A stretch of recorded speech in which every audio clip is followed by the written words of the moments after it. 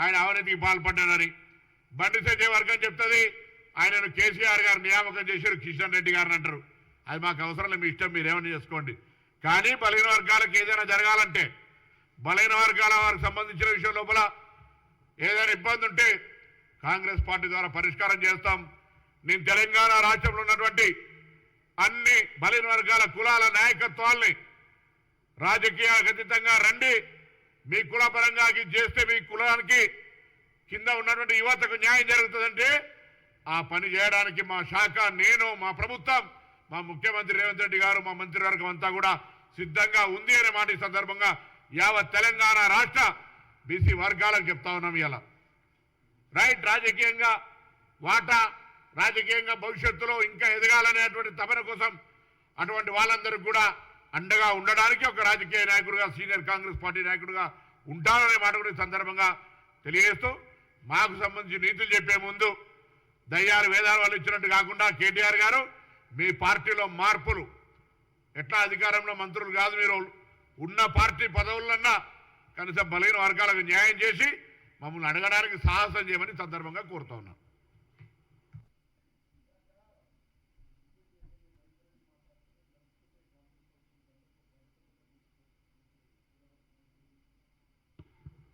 పాడిందే పాట పాస్పర్ల ఏంటది దాసరి అని నిన్నటి దాకా చాలామంది నాయకులు వాడినరు.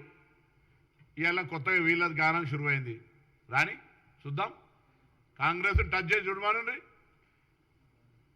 ప్రజలతో ఎన్నికబడ్డ ప్రజాపాలన,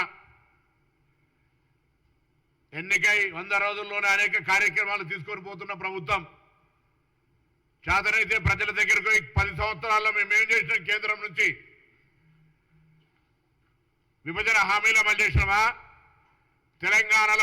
తెలంగాణ ఏర్పాటు మీద ప్రధానమంత్రి స్వయంగా తెలంగాణ ఏర్పాటు పట్ల అవహేళనగా మాట్లాడితే అది తప్పు అని చెప్పగలిగే ధైర్యం, మగతనం ఉందా? అవన్నీ లేకుండా ఊరికేనే కాంగ్రెస్ పార్టీకి సంబంధించిన అంశం మీద మాట్లాడితే అది వాళ్ళకి తెలుసు.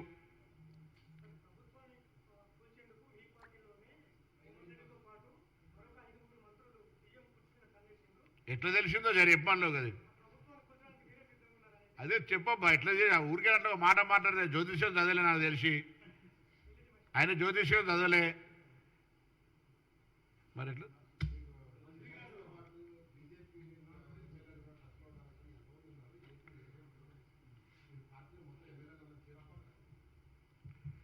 మళ్ళొక్కసారి సందర్భంగా నేను గౌరవ కేటీఆర్ని కోరుతా ఉన్నా, బలహీన వర్గాలకు సంబంధించి ఏదైనా మాట్లాడే ముందు మీ దగ్గర ఉన్నటువంటి పార్టీ పదవులల్లో బలహీన వర్గాలకు న్యాయం చేసి వేరే పార్టీ గురించి మాట్లాడమని ఇతో చెప్తాను.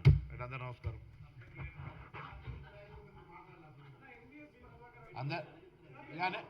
ఇవాళ బలహీన వర్గాలకు